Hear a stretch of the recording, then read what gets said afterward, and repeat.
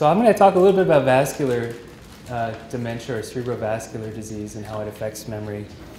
And I just gave this talk to a CME event about a month ago, and I was really nervous. There was about 200 people there. I wasn't nervous about the amount of people there, but I was nervous because my wife, who's also a physician, was asked to give a talk, and I had never spoken in front of her.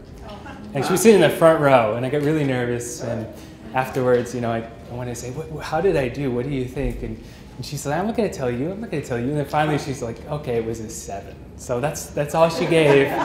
So if they're any higher than a 7 reports today, I can show her that it's better than she thought. She had a high standard for me. She said the topic wasn't as interesting. But anyway, so hopefully we should enjoy our discussion today. So we'll talk a little bit about the idea between what's the difference between dementia and Alzheimer's disease? That's a question we get a lot in the clinic. I'm going to talk a little bit about the interesting history of vascular dementia. Because vascular dementia, unlike Alzheimer's disease, is something we've known about for a lot longer, and there's kind of a history behind vascular dementia. I guess I'm going to talk about dementia or Alzheimer's. I guess we're going to do that twice, maybe. We're going to talk about how common vascular dementia is, what are the causes, what are the symptoms, and what are some of the treatments. And I think the most important thing about vascular dementia is that it's largely preventable. So this is one of the dementia states that we can do something about, and we can start on it right today or right the minute we leave today, but it's important to prevent vascular dementia. So we'll talk a little bit about that. So we'll start with the question we get in the clinic a lot is, what is dementia? So dementia itself is a description of a set of symptoms that kind of go along with a neurologic sort of set of neurologic conditions that cause difficulties in the ability to do sort of a normal functions. There are things that are called the basic activities of daily living, and those include bathing and showering, dressing, hygiene, bathroom, transferring, and feeding. So those are our basic activities of daily living. We also have things called our instrumental activities of daily living, and those are a little higher level ability activities like cleaning the house, managing money, preparing meals, shopping for groceries, medications, and communication. So all kind of things that we need to do to function in society. Now, folks with dementia, because of a neurologic condition, have impairments in the ability to do instrumental activities of daily living, and in severe stages, they have difficulties with just the basic activities of daily living. So when we say a person has dementia, is they can't carry these activities out as well as they used to, and it's because of a neurologic condition. So it doesn't tell us what the cause of that or what the name of that neurologic condition is, sort of just a description of a person. So when you say a person has dementia, you're describing their functioning, but you're not saying what disease state is causing dementia. So there's a bunch of different things different diseases that cause dementia, and they all kind of fit under the umbrella of causing dementia. So in the brain center here, we see 4 conditions primarily that cause dementia. The 5th one, which we see here that is not on this slide, is chronic traumatic encephalopathy, so CTE, what we're finding out boxers and MMA fighters and NFL players have. So they also have a dementia syndrome. So they start to have difficulties with managing medications, communication, all the things that are listed on this previous slide because of a neurologic condition, and it's progressive. So these are the 4 main causes of dementia. Alzheimer's disease causes about 70% of the cases of dementia.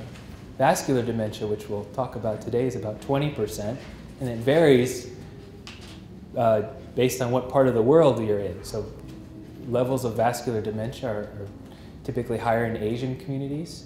So it has sort of an impact on our genetics. Dementia with Lewy bodies is a type of dementia syndrome that is more frequently recognized, but it's a very common cause of dementia. It was probably under-recognized for many years. So we're just starting to understand how common dementia with Lewy bodies is. And then frontal temporal dementia is a type of dementia that strikes younger people, typically when they're in their 50s and 60s, and causes primarily behavioral symptoms. But over time, progresses to having cognitive symptoms. So a person can't clean the house, manage money, prepare meals. So the difference between dementia and Alzheimer's disease is really, you're talking about two different things. When you say somebody has dementia, you're talking about their functioning.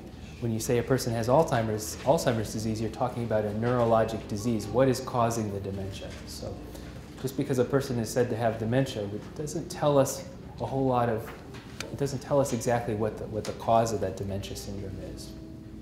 So that's an important aspect. It's becoming more important because as we find better treatments for diseases that cause dementia, it's unlikely that a treatment that works for vascular dementia is going to work for Alzheimer's disease. So it's really important that we start to delineate what is causing the dementia syndrome. 20 or 30 years ago, it really didn't matter because we didn't have treatments. We didn't have the sort of therapies that we thought may be effective for these diseases. So we kind of called everybody having dementia, and it really didn't matter what the cause was too much. But as we, the last 10, 15 years, we've had better treatments. And as we develop better therapies for these diseases, it's going to become increasingly important to identify what is the cause of dementia. Is it Alzheimer's? Is it vascular? Is it Lewy body? And those differences are based on the pathology. So what is happening to the brain? What is happening deep within the brain that is causing this syndrome? So the disease we're going to be talking about today is called vascular dementia. It's about 20% of the cases of dementia are caused by vascular causes, and we call that vascular dementia. It's about 20, as we kind of look worldwide, it sort of varies, but about 20% of the people in America have dementia due to vascular causes. So it's a very frequent cause of dementia. I think to be the second most common cause. So, and the other important thing to say is that Alzheimer's disease, a person can have Alzheimer's disease and not have dementia. So they could be in sort of what we call the mild stages of the disease, where they have only sort of mild symptoms, but they're still able to do the activities we talked about on this slide. So a person can have Alzheimer's disease based on what we see on their brain scan, but they're completely fine in doing all these things. It's just that they're having a little bit more difficulty, but they're still able to do these things. So a person can have Alzheimer's disease, but still only be in the mild phase of the disease, but over time they will progress to having dementia. That's the way Alzheimer's progresses. So it's kind of sort of fine points that I think are becoming more prominent in sort of the scientific literature. So kind of the summary slide. So a person can have Alzheimer's and not have dementia. They could have Alzheimer's and have mild cognitive impairment. A person can have dementia and not have Alzheimer's disease. So they could have something like frontotemporal dementia. So they have dementia, but they don't have Alzheimer's disease. And a person with memory problems due to just from normal old age, having taken too many medications, depression, pain, does not have dementia. They have memory problems, but they don't have dementia because it requires the presence of a neurologic disease. So those are kind of important, kind of fine points that weren't as important until more recently. So it's kind of a new thing in the way we think about dementia in general.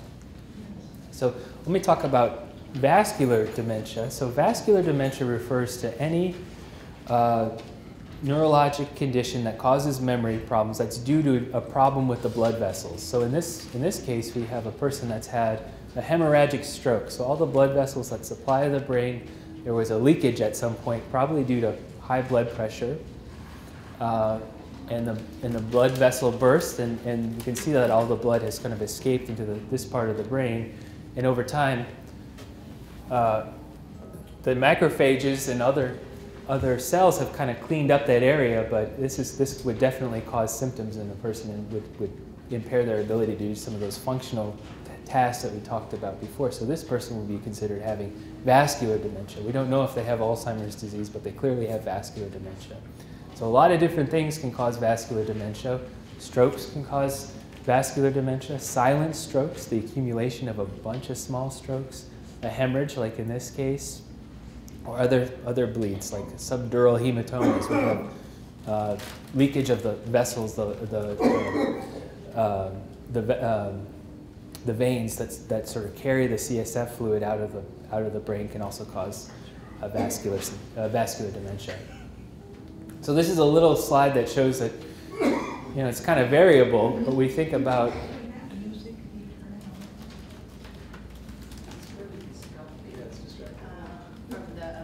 Is it?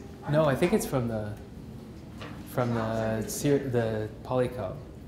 From the polycom? Yeah.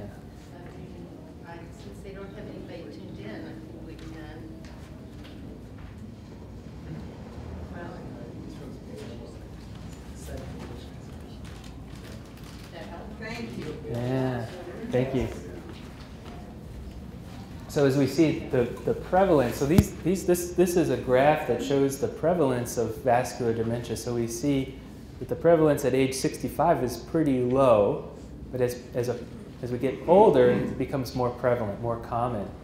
And we see the rates of vascular dementia kind of double almost every 5 years.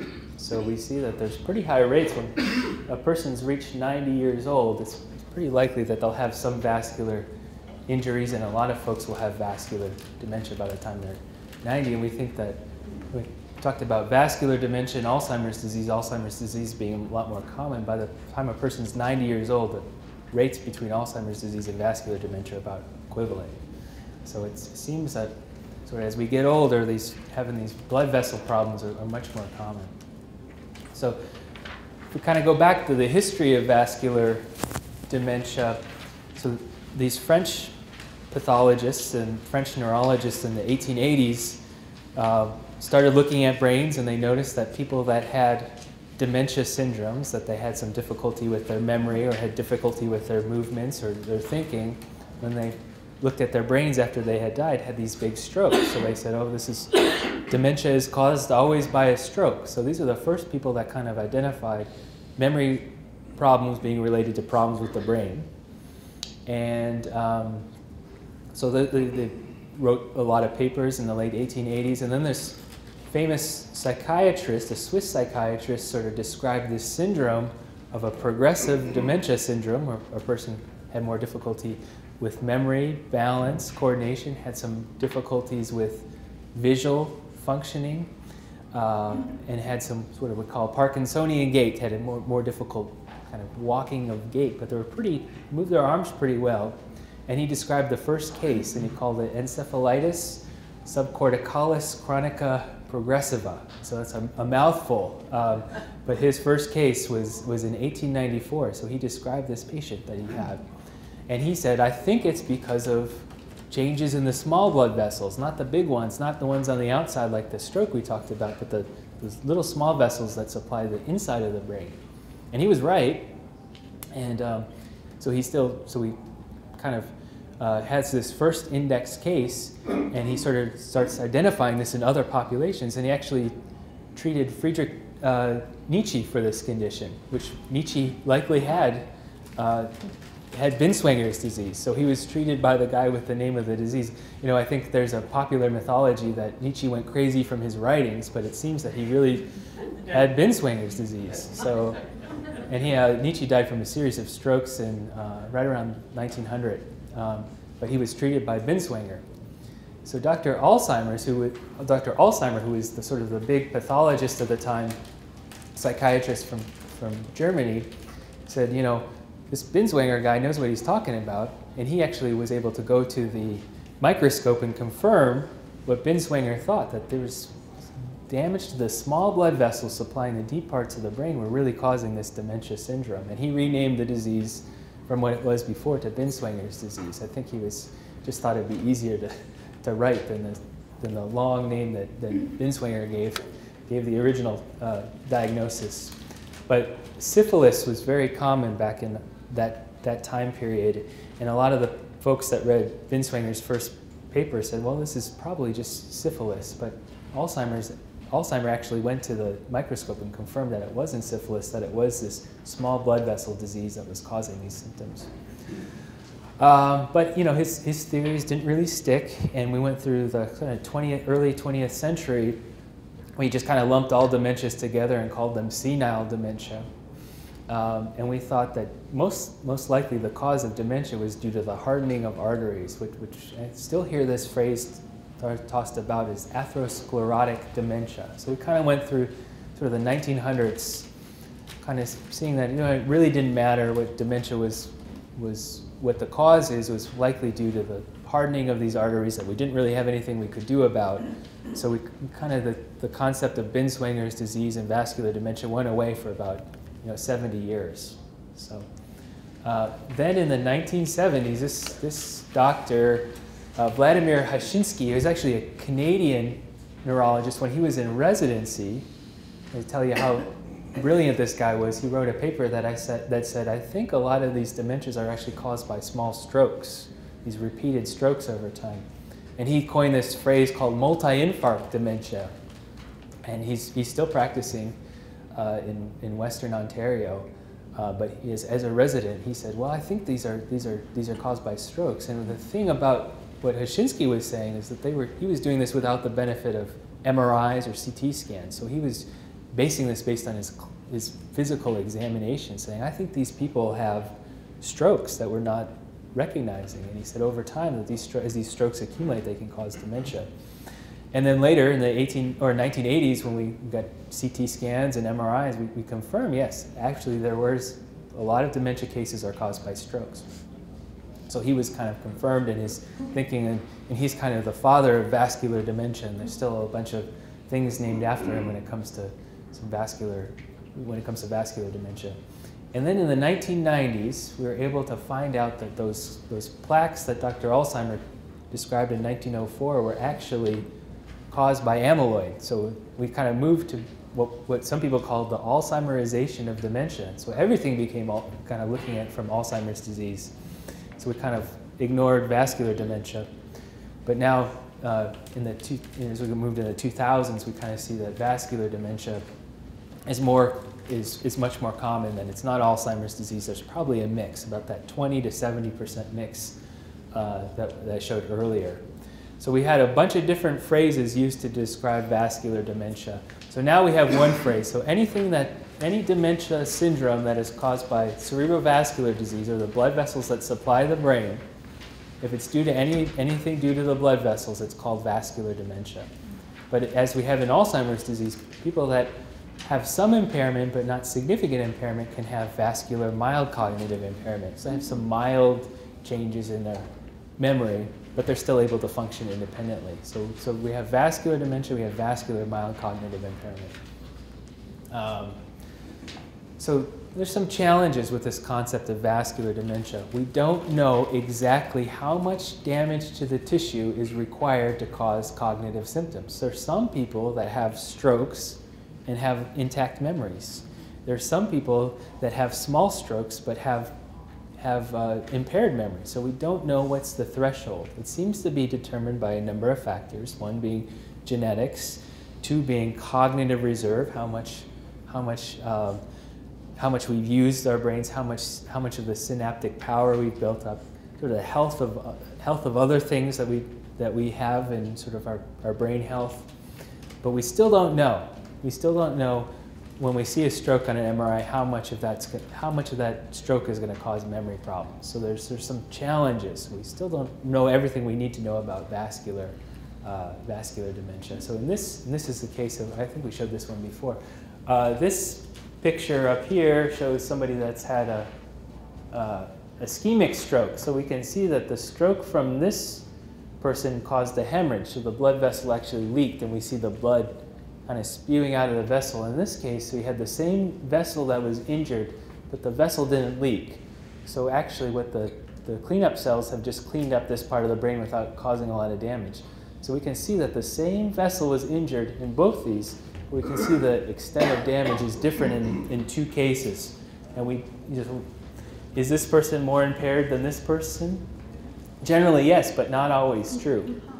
Sometimes this person may be more impaired than this person, and that's what we found in this study. So we don't really know all the things that kind of go into causing memory problems when it comes to the blood vessels. So we talked about the blood vessels. We'll get into a little bit more detail, but this is the things that can go wrong in the brain with our blood vessels. We can have hemorrhages. So those are usually caused by high blood pressure. People with Alzheimer's disease are a little bit higher risk for having these hemorrhages if they have the amyloid plaques in the blood vessels. So, but we can have a hemorrhage. We can have little small hemorrhages. We can have little small strokes here. We could have the buildup of blood on the sort of outside of the brain, and then these hemorrhages. So there's a bunch of things that can go wrong in the brain, unfortunately.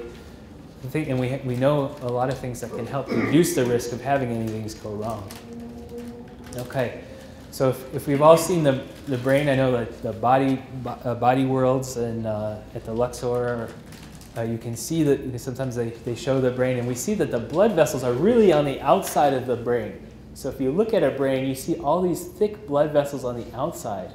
And that's a unique phenomenon in the brain.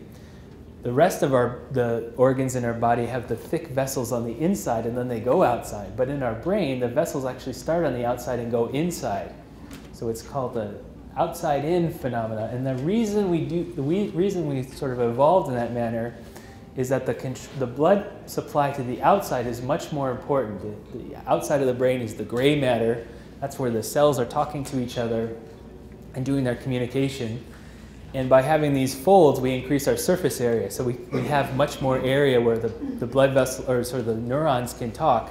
So it's much more important to supply the good blood flow to the outside rather than the inside. But that creates a problem for the inside of the brain, like when we have problems with blood pressure, when you have problems with the amount of blood flow that's going up. So people that have carotid stenosis, so low blood flow through the neck veins or neck arteries. What the brain will do is it will shunt all the blood flow to the outside of the brain, to the cortex, and then kind of cut off some of the blood flow to the inside. So it's very common for a person to have what are called silent strokes on the inside of the brain, especially as we get older. And we see the vessels get smaller as we get to the inside of the brain. And the same things that can happen to our heart, the buildup of cholesterol, the buildup of these plaques, so I'm talking about cholesterol plaques, can happen on the inside of the brain. So what commonly happens is, so these white little dots kind of start popping up on our MRI scans as we get older. People with high blood pressure, people that smoke, people that are not very physically active, it's much more common to get these little white dots on our MRI. And what we're seeing here is that the blood flow to the outside of the brain is still really good. And that's important because the outside of the brain is the most important part of the brain. That's where the neurons are talking. But to the inside is where the connections are. We're seeing that the blood flow is a lot less to these areas of the brain.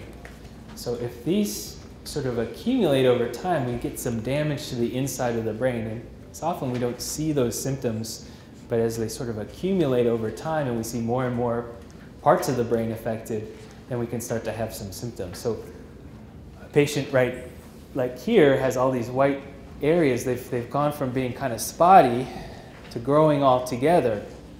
So this person likely will have significant problems with their memory, problems with their balance, problems with their bladder, because we know that the bladder sort of is controlled in the front part of the brain.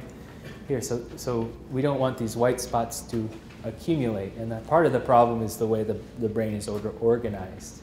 So this person may not have ever had stroke symptoms. They may never have arm weakness or mouth weakness or difficulty talking, but over time they've developed a dementia syndrome, but it's due to the accumulation of those blood vessels on the inside of the brain are not getting as good blood flow. So it's something that we see very commonly in our clinic. It seems to be a little bit of these spots are kind of like normal aging. I call this kind of age spots. There's some genetic factors that kind of go along with that, but a lot of them are sort of preventable risk factors. We want to prevent it from going to this to this, and we're getting a lot better. We know that the incidence of vascular dementia is actually going down as people are eating healthier, exercising more, smoking less. All those things like smoking and poor diet can contribute to the buildup of cholesterol on the inside of those small vessels. So what happens over time if we see these within these white areas, we see that the blood vessels themselves get damaged, they get leaky, and we start to see inflammation on the inside of the brain. So in these sort of white areas, not only are they just kind of white and the blood flow is not as good, there's a lot of inflammation going on in that part of the brain, and we see over time that this causes some problems. So What the brain tries to do is tries to overcome these problems, and it spends a lot more energy trying to rebuild that part of the brain. So it's a problem we want to avoid happening in the first place. So because it does cause what's a cascade of symptoms over time. I skipped around a little bit because of the anatomy. I think for our purposes of our discussion, it's really about the outside-in organization of the blood flow, and we want to keep that precious part of the brain, the inside part of the brain, healthier for longer. And that's when that part of the brain becomes unhealthy, that's when we start to see the symptoms of vascular dementia.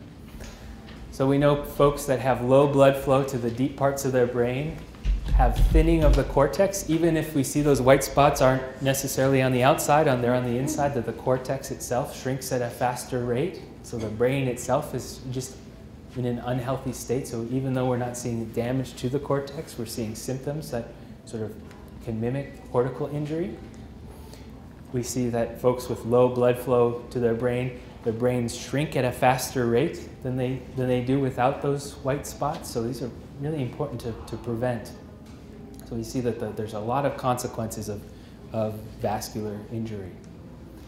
So these are the different kinds of things we see in vascular dementia. So we talked about a case where we see the buildup of these white spots. This patient was a longtime smoker, had a bad diet, and had a family history of multiple heart attacks and didn't control his cholesterol. And we see that not only did this have problems for his heart, but the blood vessels that were supplying his brain were also injured. And then we saw over time that this sort of outside-in vasculature caused some damage to the inside of the brain. So he started having problems with memory, started having problems with his balance and coordination, had urinary incontinence. So this is a case of vascular dementia from the small vessels.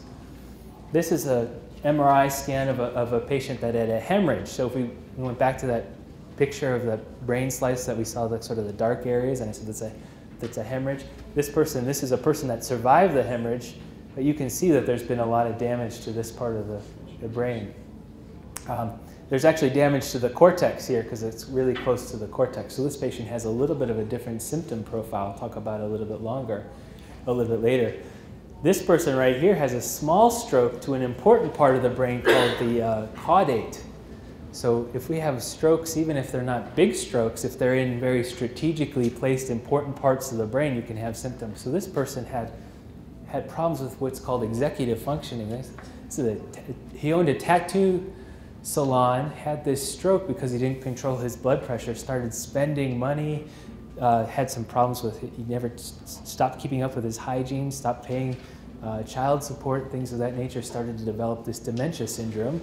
And when you looked at his brain, there's nothing really wrong with it other than this stroke right here and this white part that lights up right here in the head of the caudate.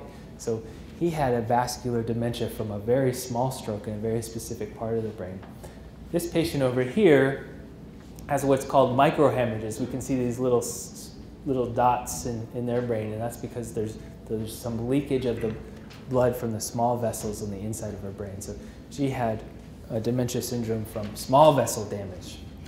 So the symptoms that appear in vascular dementia kind of depend on a bunch of different factors. It depends on the location of the injury. Like in this case, we see it's a very strategically placed injury. It depends on the volume of the tissue that's damaged. So if we had a patient that had less of these white spots, they'd have likely to have less symptoms, but not always.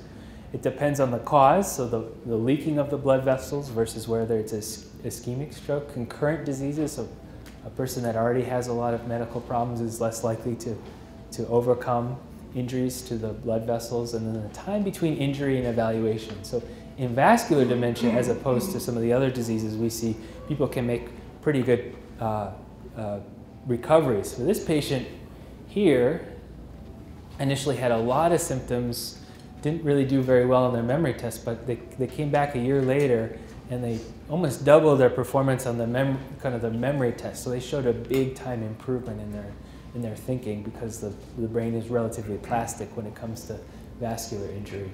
And then I talked a little bit about this. This is the cortical versus the subcortical.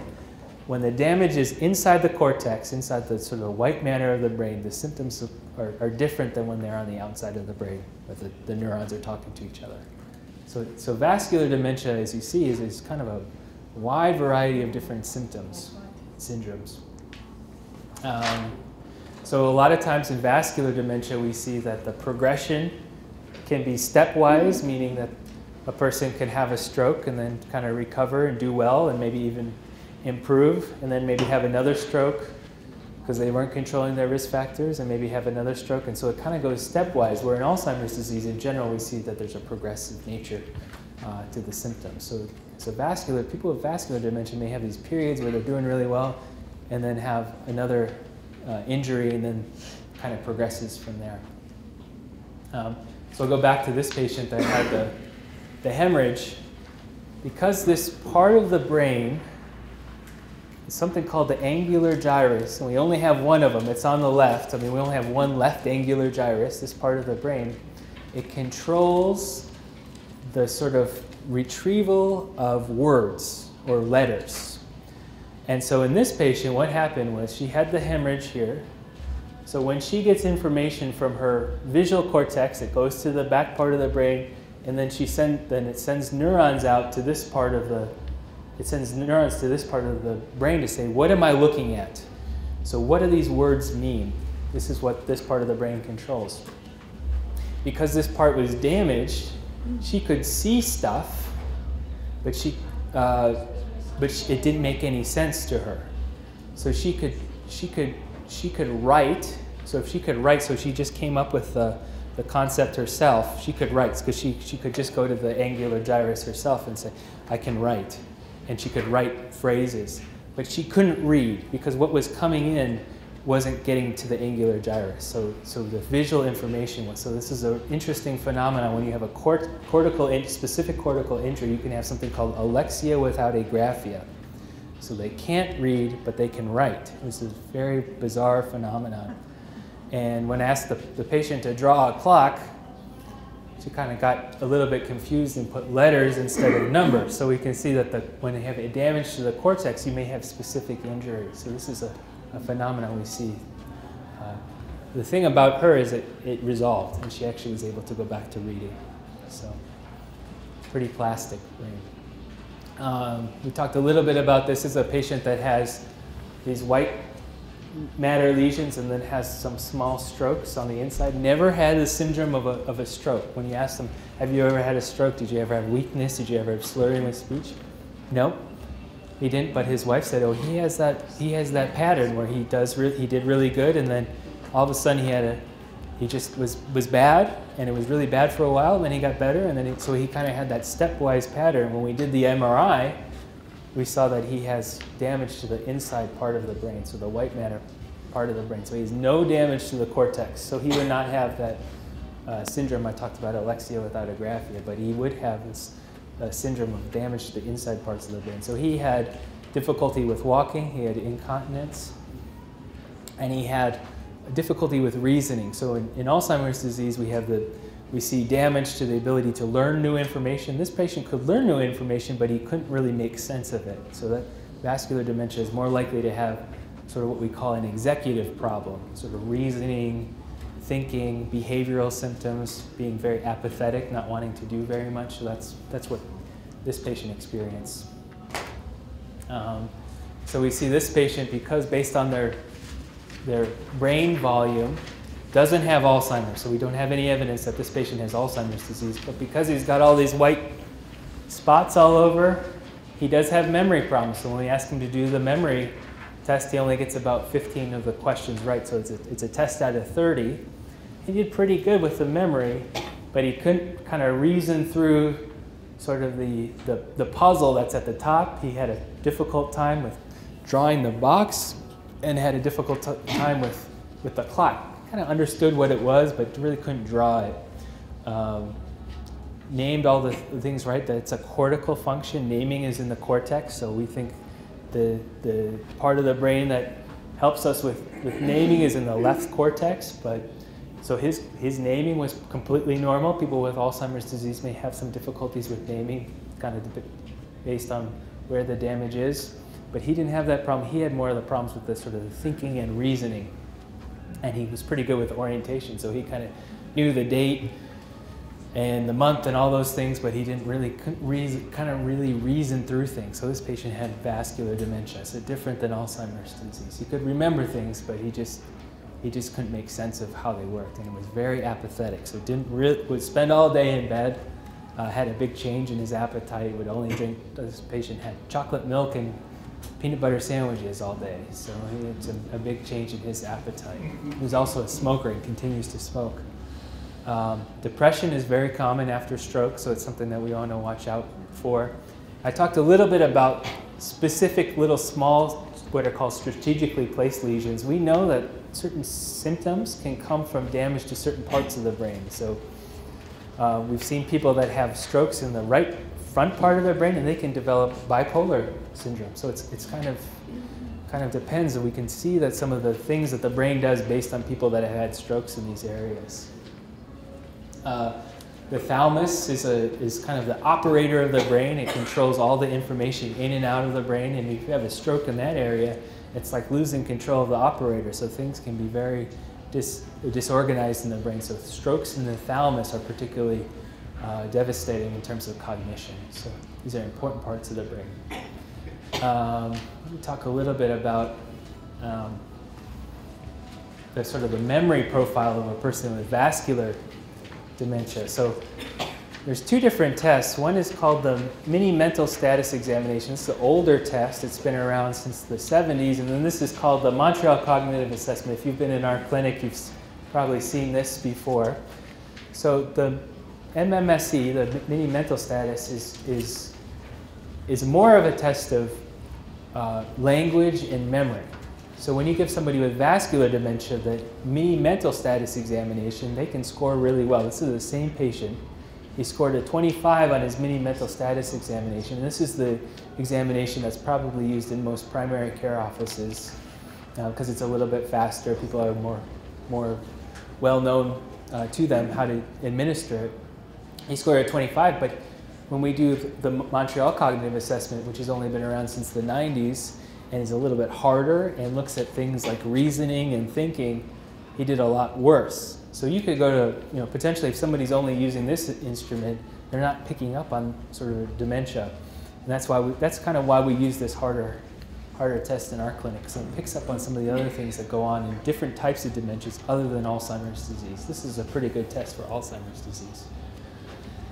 So the big way we diagnose vascular dementia is based on MRIs and CT scans. This is an example of an MRI.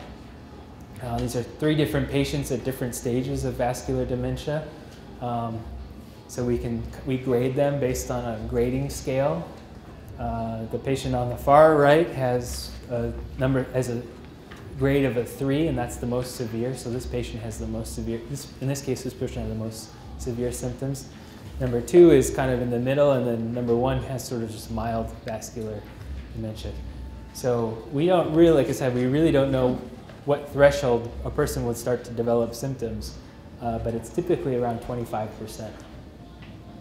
Driving is a big one. Because we know people with vascular dementia have more likely to have problems with reasoning and thinking through things and attention, that they are more likely to potentially have problems with their driving rather than people with Alzheimer's disease who have problems with their memory. So when a person has vascular dementia, we're more likely to ask specific questions about their driving ability. So that's something we think about in vascular dementia. This we should think about in every neurologic case we see, but it's something that's particularly apt to vascular dementia. So, and these are the guidelines for driving assessment based on the American Academy of Neurology. So we don't really know when a person is unsafe to drive. There really haven't been studies that have been done that tell us at what stage is it unsafe for a person to continue driving with dementia. These are things that seem to be risk factors for having accidents, and number 1 is a caregiver report of marginal or unsafe skills. So we rely on caregivers really as the best level of evidence of when a person's unsafe to drive. Other things that sort of help us is a history of citations. It doesn't help everybody. There's certain people in the audience I know have a history of citations, but I think they're still safe to drive. But in Las Vegas, it gets subjective. History of crashes. Those that drive less than 60 miles a week, if they've driven more than 60 miles a week and now they're kind of reducing the amount of driving. People that avoid driving to places that they used to go because they're feeling unsafe. Aggression, impulsivity, and then the mini mental status score of less than 24. So this patient scored a 25, even though he had some serious problems on his Montreal cognitive. He had a 25, so this patient wouldn't really fit in here, but he was definitely unsafe to drive. So these recommendations are a little bit unclear. So we don't know exactly. We do know that if you get in an accident and you have a diagnosis of dementia or you have a diagnosis of even mild cognitive impairment, it puts you at a much higher legal risk when it comes to sort of legal aspects. So it's important. I know it's a difficult discussion for families to have, but again, family report is the most important factor. So the differential, so other things that kind of look like vascular dementia could be MS, could be other diseases that we see sometimes. Right here is a case of MS. And what's different about MS and vascular dementia, even though we see these white areas kind of deep within the brain, MS, we typically see these kind of circular lesions that kind of stick to the cortex. So they look a little bit different. And then there's some rare diseases that can cause white matter changes in the brain. One is toluene huffing. And some of the people that huff paints and things of that nature can actually do a lot of damage to the front part of the brain. Also can develop a dementia syndrome. So it's an important part of the brain, the deep parts of the brain, but the brain will protect the outside. So in terms of treatments, we don't have the ability right now to reverse the damage we see when a person's had strokes or blood vessel leaks or had hemorrhages. But unlike the other neurodegenerative diseases that we see, like Alzheimer's and Parkinson's and Lewy body disease, we're better to stop the progression of the disease with lifestyle modifications. And those are pretty well established. We also have medicines that treat the symptoms that can help the memory work a little bit better. But really, when it comes to vascular dementia, it's about prevention. Prevention of developing the disease in the first place or developing it from progressing. So I think this is the most important slide in the whole slide deck here. And these are the 10 modifiable risk factors for developing stroke and vascular dementia.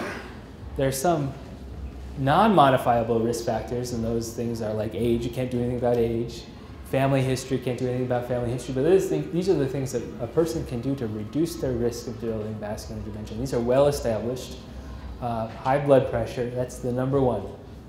Smoking is number two. And people that quit smoking reduce their risk the minute they stop smoking. So it's important at any point to stop smoking. Obesity and diet, so the things that cause diabetes. So having increased sugar load in the brain, in those blood vessels, those small blood vessels, having a lot of sugar actually causes the vessel to accumulate inflammation and damage. So it's important diet is very important, reducing amounts of processed sugars. Physical inactivity, that's the biggest risk factor for dementia in general, but in vascular dementia it's particularly important as well.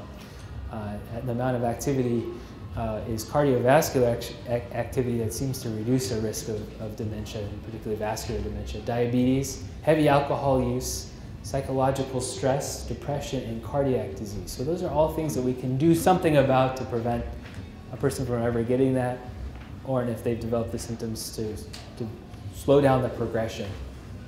So it's important that we look for things like heavy alcohol use, atrial fibrillation, because that can be treated so the blood vessels are less likely to clog, treating high cholesterol, treating kidney disease.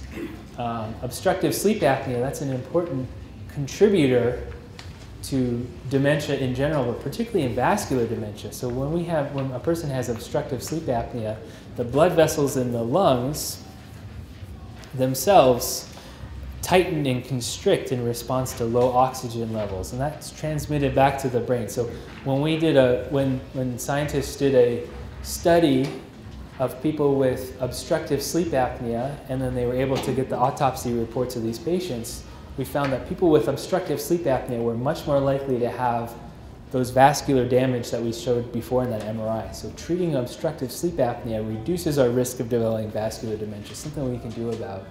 This is a study from the New England Journal of Medicine that said people that have treated obstructive sleep apnea have a reduced risk of death from any cause. So treatment of obstructive sleep apnea is very important. These are the symptoms of obstructive sleep apnea: snoring, daytime sleepiness, mood changes, apneas where we stop breathing when we sleep, having to get up to go to the bathroom, and memory decline. So those are pretty prevalent, and we're starting to see that obstructive sleep apnea is a lot more common than we initially thought, but that's one of the things we can really do something about. So the memory medicines, the medicines like donepezil and galantamine and rivastigmine or Exelon, those help people with vascular dementia. Those help memory work better. We also know that those medicines increase the blood flow to the parts of the brain, so the deep parts of the brain which are damaged in vascular dementia.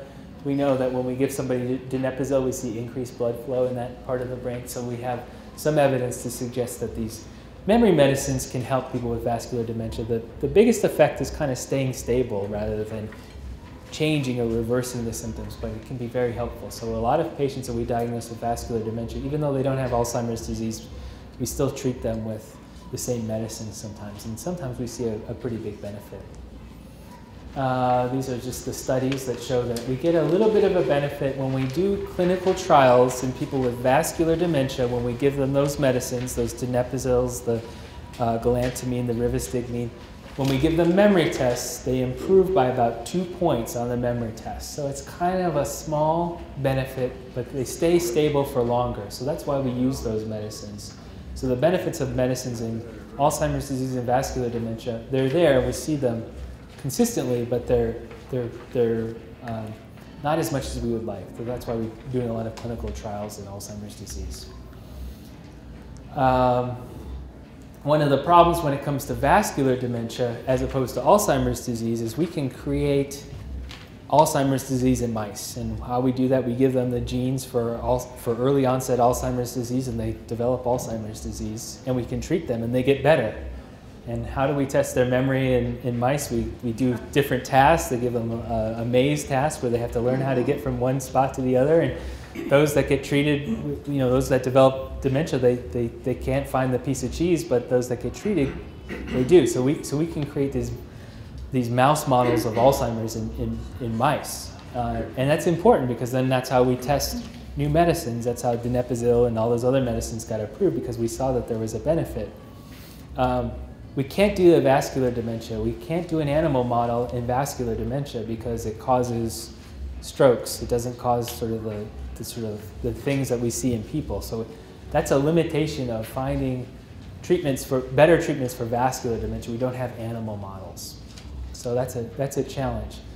So there have been some studies, but there have been very few for vascular dementia. Things like calcium channel blockers, we say that there's some evidence that increasing blood flow.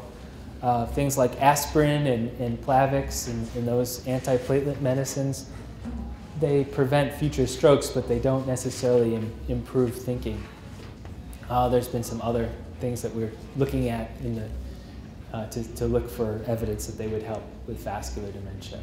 So I think we'll kind of talk about here at the end some of the symptoms that happen in vascular dementia, and one of those is called neuropsychiatric symptoms. So neuropsychiatric symptoms are when a person has psychiatric symptoms due to a neurologic disease. So they're very common in all of the diseases we see here, from Alzheimer's disease to vascular dementia to Parkinson's disease to MS to neurologic diseases, because they affect the brain, also affect behaviors and mood and sleep and appetite and all those different things. So we know when a person develops Alzheimer's disease or vascular dementia, they have about a 90% chance of having some change in their behavior. And often they're psychiatric symptoms like depression, but more commonly is apathy. Apathy kind of looks like depression. A person just doesn't have the interest or the drive to do the things that they used to really enjoy doing. And that's really a difficult symptom because it's very distressing to the family members. So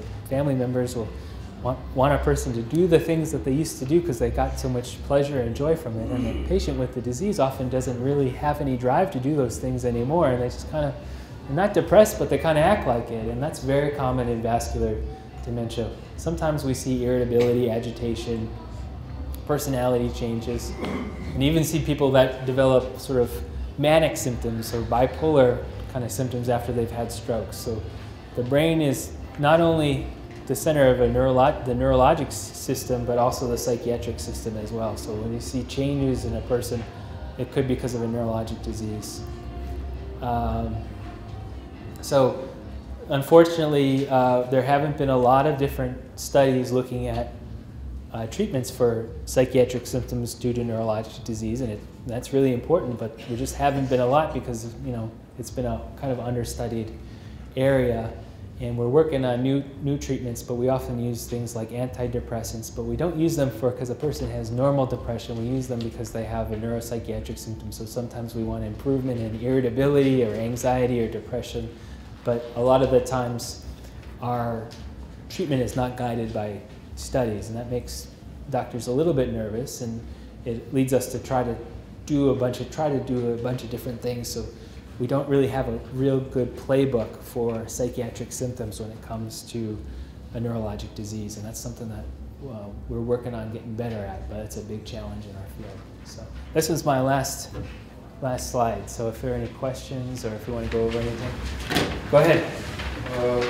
I'd like to know what category would you put, say for example, you have something on your mind or you have an item up in the room, right? Uh-huh. And you go up in the room and you forget what you in there for. Now I'm constantly doing this, Yeah. and I'm going back about 2 or 3 times myself. So I go back, try to get my thoughts back together, you know, everything, go back in, bam. So I go through all this process. So what happened was, say for example, the keys. I happened to put them up in the refrigerator, the freezer, enlarged in vegetables. Now how did that get there? I did. So what category or how would you place that? Is that forgetfulness or you're not concentrating? Yeah. I'd like to know because I try to concentrate on what I'm doing so I don't have to walk 2 or 3 times back in that spot. Yeah, that's a good question. There actually was a study at Notre Dame, it looked like, that showed that when you enter a new room, there can often be a change in sort of your brain function. So just going into a new room can kind of trigger sort of change in the way your brain chemistry is working. They sort of measured that by having people enter a room. So that, I know it's frequently when you go into a new room, sometimes you can't remember what you're thinking about. We usually call that benign forgetfulness. It's usually due to a tension problem. You got too many things on your mind, you're not focused on one thing. And the reason we say that is because when we sort of test a person's memory that has that benign forgetfulness and we put them in a room with our test technician and it's quiet and they focus on one thing, a person's memory, the ability to learn new information and recall things, is usually normal. So we don't think that's a memory problem like Alzheimer's disease. I think for lack of a better term of phrase, I think we call that benign forgetfulness, most likely part of normal aging. I didn't see that up in the form, so I didn't know. Go ahead. Do multivitamins help at all? Do multivitamins help at all? That's a good question. So that was the topic my wife gave at that CME because she's interested in multivitamins. So the data on multivitamins is they're very helpful when you have low levels. So if you, for example, if your vitamin D level is low, then it's helpful to kind of repair normal functioning. Most times when we take high levels of vitamins, they kind of pass through our system and we don't use them. So there's no evidence that vitamins improve memory.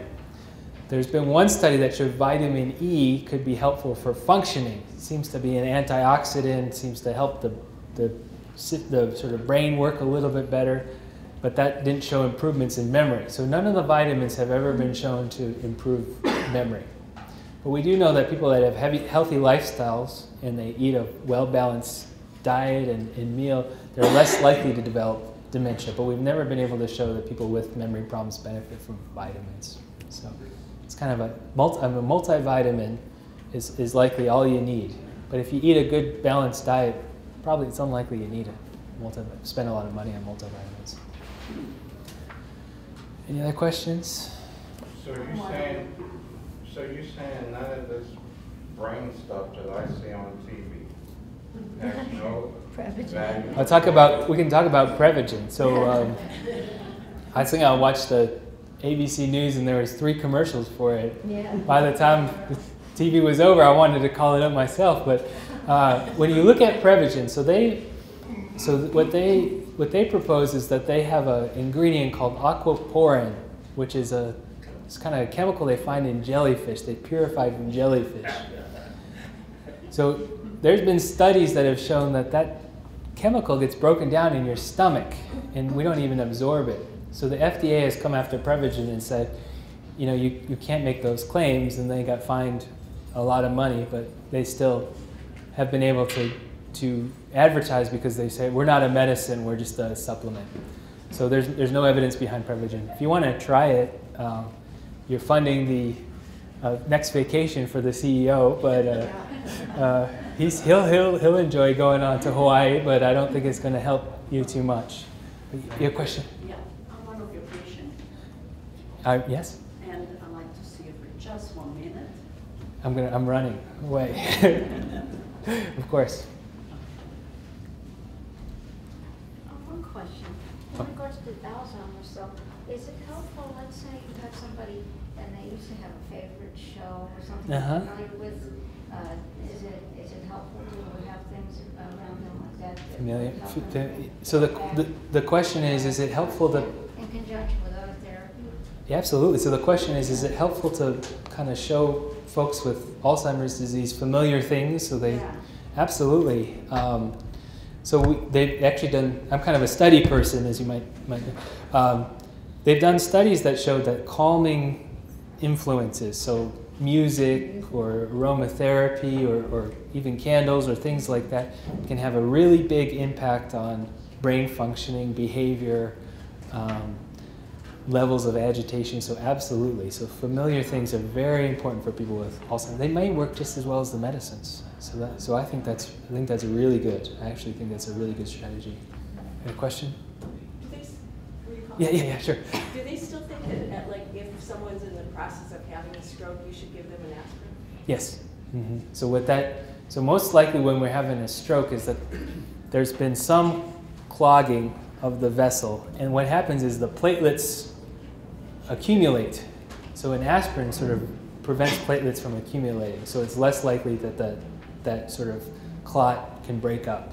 Because a TIA is a stroke that's been broken up, that breaks up before it causes damage to the brain. So aspirin is absolutely the #1 thing we give people for having strokes.